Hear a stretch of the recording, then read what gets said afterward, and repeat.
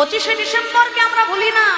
25শে ডিসেম্বরের এক সপ্তাহ আগে থেকে দামি দামি কেকের বাক্সে আমার বাড়িটা ভরে যায়, তাই তো? 25শে ডিসেম্বর আমরা পালন করি কেন? যীশু খ্রিস্টের জন্মদিন হিসেবে, তাই তো? অথচ দোল পূর্ণিমা তিথিতে আমি আমার ঘরের ছোট্ট ছেলেটার হাতে একটা মালা তুলে দিয়ে বলি না, বাবা আজকে চৈতন্য মহাপ্রভুর আবির্ভাব তিথি, তার গলায় একটা মালা দিয়ে দাও।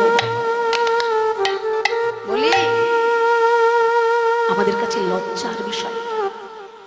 কলকাতা শহরে অনেক মায়েরা জানেই না দোল পূর্ণিমা তিথি আমার চৈতন্য মহাপ্রভুর আবির্ভাব তিথি, অথচ যীশু খ্রিস্টের জন্মদিনটা পালন করতে আজকাল বাঙালির ভুল হচ্ছে। আমি সনাতন ধর্মাবলম্বী, অন্য ধর্মকে ছোট করার জন্য আমি কথাটা বললাম না। প্রত্যেকটা ধর্মকে সম্মান করা আমার কর্তব্য, তা বলে নিজের ধর্মটাকে জলাঞ্জলি দিয়ে কিন্তু নয়, কি তাই না? আমি পরের বাবাকে বাবা বলে ডাকি, এটা আমার কাছে গর্বের, আনন্দের, তা বলে নিজের বাবাকে আমি চিনতেই পারি না। এ আবার কোন শিক্ষা গো বাবা?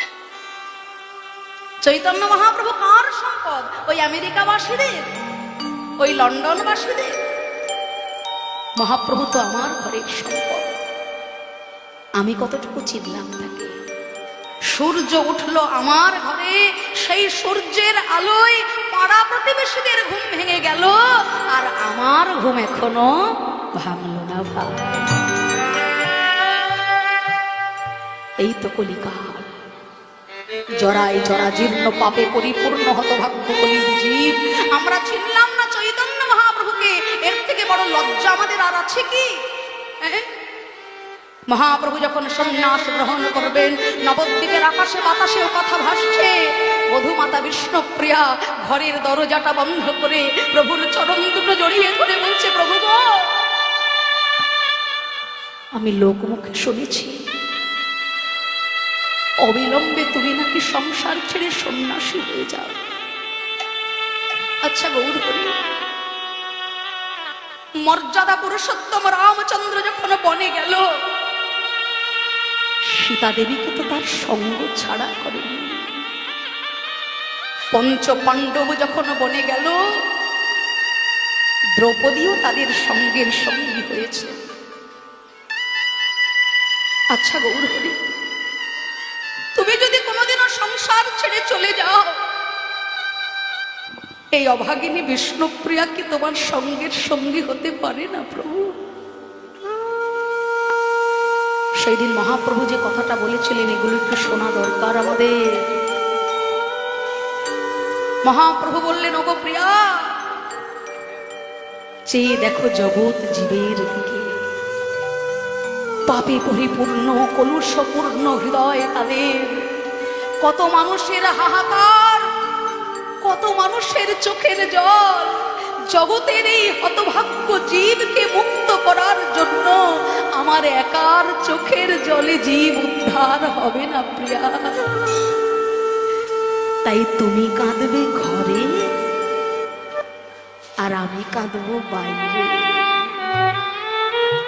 এসো না প্রিয়া, কলিহত জীবের জন্য তুমি আমি দুই জনাই ঘরে বাইরে দুটি বাহু উত্তোলন করে হা গোবিন্দ দয়া করো বলে চোখের জলে বুক ভাসাবো।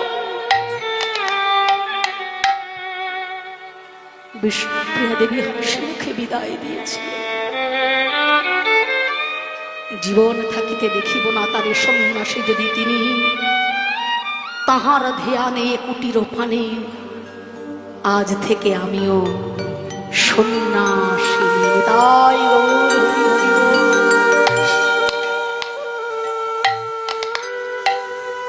মহাপ্রভু যেদিন চলে গেলেন সন্ন্যাস নিয়ে,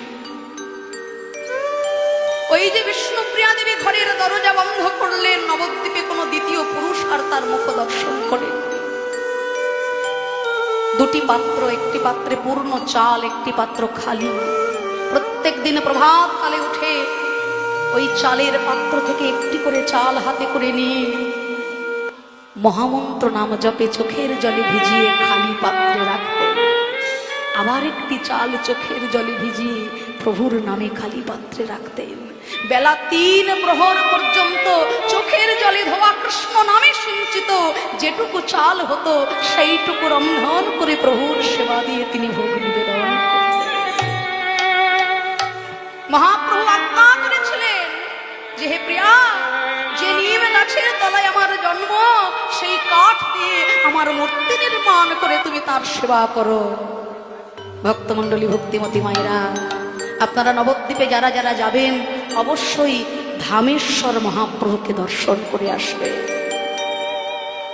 সেই বিষ্ণুপ্রিয়া দেবীর সেবিত বিগ্রহ ধামেশ্বর মহাপ্রভু, যার সেবা করতে করতে বিষ্ণুপ্রিয়া দেবী বিলীন হয়ে গিয়েছিলেন। এই হলো আমাদের ভারতবর্ষের মহিয়সী নারী। তাই নারীকে এত অবহেলা করা চলে না বাবা।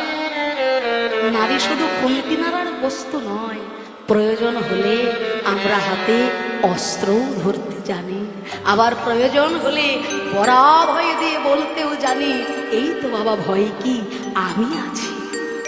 তাই না?